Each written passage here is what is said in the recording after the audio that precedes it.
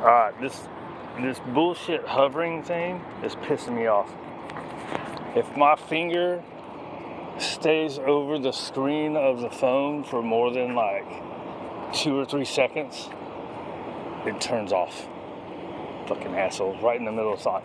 So anyways, I looked back and I think it said, I was talking about he can be with other dogs. It's just difficult, and with my situation, I can't exactly do it the way he needs for it to be a positive or good experience. I would have to, there's a lot of frustration that goes into it.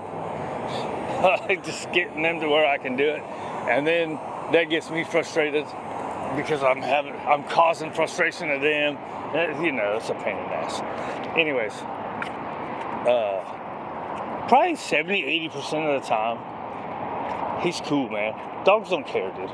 If you take care of them, you fulfill their needs mentally, physically, feed them, they're gonna be cool, man. You know, there are times where I look at him and I'm like, ah, dude, he's bummed out right now. And it's like, well, let me just go away, right? I'll just ignore it and he'll be fine. I'll talk to him for a second, right? Like I'll look in his room and he'll be like, kind of have that sort of sad puppy dog face. You're always looking for chicken bones. I can't tell if he's just sniffing, because there's been chicken bones around here because of the chicken place. So I can't tell if he's just sniffing pee so he can pee on it, or if he's looking for chicken bones. I just had to get a chicken bone out of his mouth over across the way.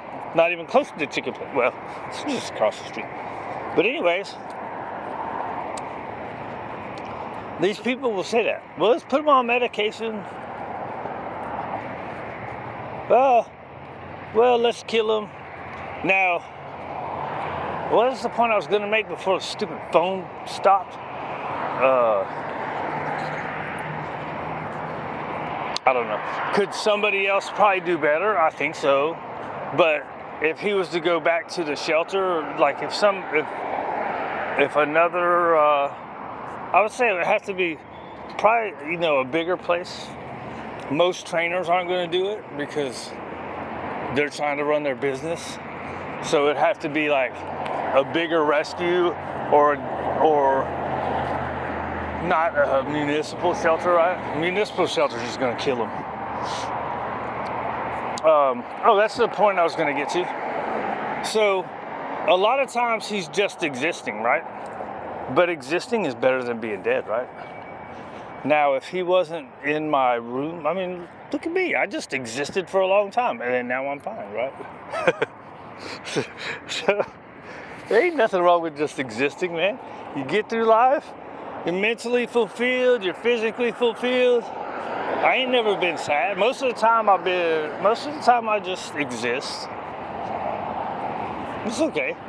I feel kind of down sometimes, but then most of the time, it's up, right? You can't be up all the time. You don't want to be down all the time, that's for sure. But most of the time, he's cool. Now, I don't think he's bad enough that Ian Dunbar would say, this dog needs to be euthanized. But he would be a difficult integration to somewhere, right? His ideal thing would be like a home with like 6 people in it. He loves in some people. Dogs is a little more difficult. So he would be a long integration. Most people aren't going to do that, especially with the older dogs. If he was younger, I think more people would try to work it out. But even then you got the people saying, well, you just trust the dog. Now this dude, he gets other dogs' heads in his mouth and slams it on the ground. Like repeatedly. Not like a plaything. Or at least it doesn't look play to me. And It's never been like super bad with me, but it was before elsewhere, right? That's why he would have to have the right kind of person, right? If I had an actual facility and yard, I could do better. At least get him out there with everybody. But where I'm at, it's just so much space. If something was to happen, even if I have them on the long line, with so much space and having to watch everything so much environmentally. Dude, are you gonna poop? I've been out for 45 minutes. I don't know. I think existing and discomfort and a dog feeling discomfort is, maybe I should have just e-collared him. I'm not good enough at it. I'm not good enough at it to do it, you know what I mean? Do. I think that might be his ideal situation though, right? But even then, say he's jamming on somebody's head,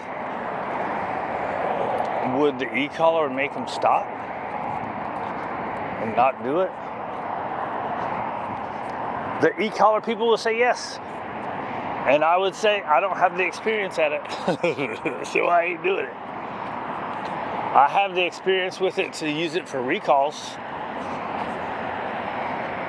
That's a way, like using a tool, I feel like I would have to actually be trained. I'm not gonna just guess at it.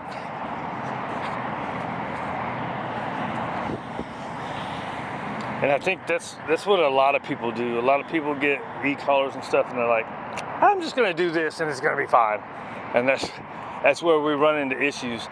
And there's another thing, the positive one people say is like, all e-collars are always done bad, right? And that's not, right? Most of the time when the e-collars have been done bad, it's because people just get one off of Amazon and say, I'm just gonna do this. They don't research it. They get a cheap Chinese one, which that's what I've used before, right? That's how I found out they weren't that big of a deal. So I got one off of Amazon, cheapo piece of crap one. Now, I didn't use it at length. They say what happens with those cheap ones is sometimes it'll work and sometimes it won't. The contact isn't as good. I don't know. Where was I going with that? I don't know. You don't know what you're talking about, dude. We're out of here. What was I saying? Right, so existing, right, is better. Now, if he was existing tied to a pole or just in a backyard somewhere, even just in the backyard, there's a lot of dogs doing good that are backyard dogs. There's a lot of backyard dogs that are treated bad, right? Any way you look at that, that's just someone being an a-hole. Not the backyard dogs being treated bad, not the backyard dogs being treated good. Because that's how most dogs used to be. Most dogs used to be backyard dogs. They didn't have dog parks. We didn't have daycares. We didn't have, when you boarded your dog, I don't think there was very many, a lot of places are called dog hotels, right? I think it used to always be with the vet, right? And the vet, you're just in a little box and you get put out to go potty. Maybe the vet or vet tech will play with you. But that's how those go. You don't get your exercise, you sure ain't gonna get no mental stimulation through work, right? I think these days we just think there's always gotta be so much. Right? So existing is better than death. Discomfort is better than death. Right? The positive only movement is elitist. Right? I mean, look, if you want to be positive only and the people that you run across are fine with the positive only, then do it. But other people don't have to do it your way. A lot of people can't afford $200-300 an hour for a behaviorist to tell you to throw $10 worth of steak at the dogs and fix something for a year, 2 years. A lot of people will say, okay, let's just correct that, and then now we can reward with regular rewards the behaviors we want. I don't know, dude. Whatever. Anyways, Chico's alive and kicking. He looks like a happy dog most of the time.